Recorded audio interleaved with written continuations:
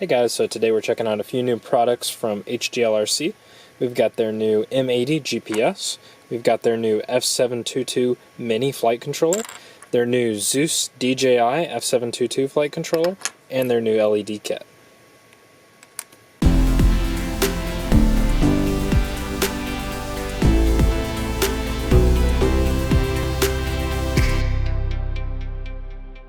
So first we're going to take a look at the DJI Zeus F722, which is HGLRC's 30x30 flight controller.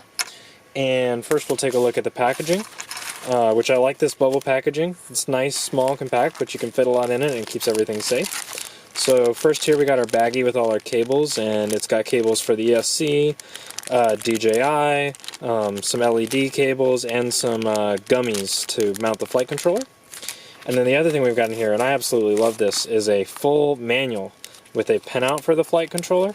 I don't know why more flight controllers do not come with this, because it's so nice to just have my pinout and layout all right here in front of me while I'm building, instead of having to go over and look this up on my computer or look it up on my phone while I'm building. Alright, so now we can take a little closer look at the flight controller. So here on the top we have all of our solder pads. And you can see we've got these little divots right here, which allow us to take these header pins, which are included in the package, and directly remount things like a receiver, like a Crossfire Nano, or maybe a Nano VTX. You want to look and make sure that all the pins line up correctly for whatever you're trying to mount.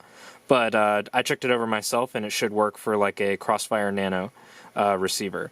We also have right here a DFU mode button and an LED mode button. So this lets you get into bootloader mode, and this lets you set all the modes for the LEDs, which right here we have 4 connectors on the bottom, which lets you plug in LEDs, which we'll check out here in a little bit. Right here we have our 4-in-1 ESC connector, our DJI connector, and a connector for GPS and other peripherals. We've also got a USB Type-C connector, which I really like, because sometimes it's hard to make sure I have a micro USB cable on me for whatever reason. I just don't always have them with me, but I always have a USB-C cable with me because I always have my phone.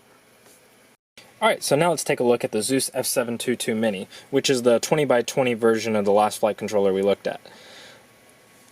Taking a look at the package here, it's a pretty similar story. We got some cute HGLRC stickers. We've got a manual, which has all the details and the pinout for this board.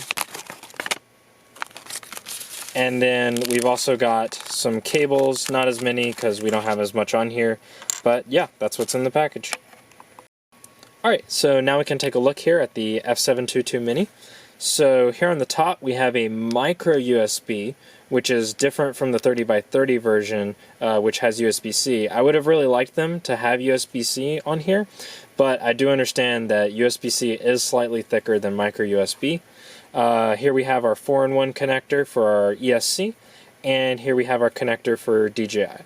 And now flipping over to the bottom, here we have all of our solder pads, which, let me say, these solder pads are huge for a 20x20. All the other 20x20s I've seen have these tiny solder pads, and it's really frustrating. And it's hard to really recommend a beginner use a 20x20 because it is just so small and hard to solder. But with a 20x20 like this, I could really recommend it to a beginner. And we also have our bootloader button right here, so you can put it into bootloader mode when flashing Betaflight. One more thing to note for the F722 Mini, if you look here closely at the solder pads, the majority of them do not have labels on them. And this is fine for building because they include this manual and it has all of the labels already built on, but I can see this being a real challenge for field repairs, because if I yank a cable off of this pin and I don't remember, oh, was this pin, this pin, this pin, then I gotta go look it up to figure out which pin it's supposed to be on, versus other flight controllers where I could just say, oh, this is on UART3, so I just solder it back to that. Not the end of the world, but it is a little frustrating, and I would have rather seen labels and just slightly smaller solder pads, even if they just put one letter or like a number to indicate which UART it is. That would have been really helpful.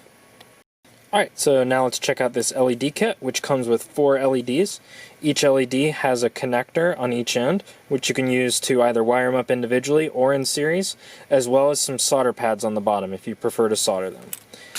In the package, we've got connectors for each of them, as well as some heat shrink that you can put over them, which will protect them from prop strikes or whatever may happen as you bash your quad around. And these connectors are compatible with the DJI Zeus F722. You got 4 connectors on here, 4 LEDs, so these are a perfect pair because you're able to just take them, plug them up, and bam, you're ready to go. LEDs on your quad. Alright, now we're going to check out this M80 GPS. They've gone ahead and heat shrinked it, which is really nice because that'll protect it from prop strikes or any other damage, but shouldn't impact the reception. Here in the bag, nothing too crazy. Got a little manual diagram which shows the pinout. Got some more cool stickers, and we've got the connector / cable for it. My one criticism is it's a one-ended cable, and I get that they want to give you the maximum length, but I really like when they do the 2-end connector, so you can chop it in the middle, and when I inevitably chop this cable, I have a whole other half of the cable. And I believe this is a standard cable, so I should be able to find it pretty readily, but still, I just prefer out of the package to have that so I can just put it away in my drawer, and whenever I do chop it, I'm ready to go with a spare. Well, this just about wraps up this overview. I hope this was informative for you so you can get an overview of kind of the features of all of these new products from HGLRC. I'll be putting some links in the description below so you can check them out. They're not affiliate links, but I'll just throw them down there anyway so it's easy for you to find. Going forward, I've got my old Floss frame, and I got 2 new 6-inch arms, so I'm going to be building this out using these components and testing out some long-range stuff. Really curious to try the GPS and return to home function in beta flight using this GPS. I haven't done much with it yet, but I think that would be really cool for recovering flights if things go wrong or you run out of video. Not really sure what to expect, but hopefully we won't lose a quad. Be sure to subscribe to check any of this out, and thanks for watching.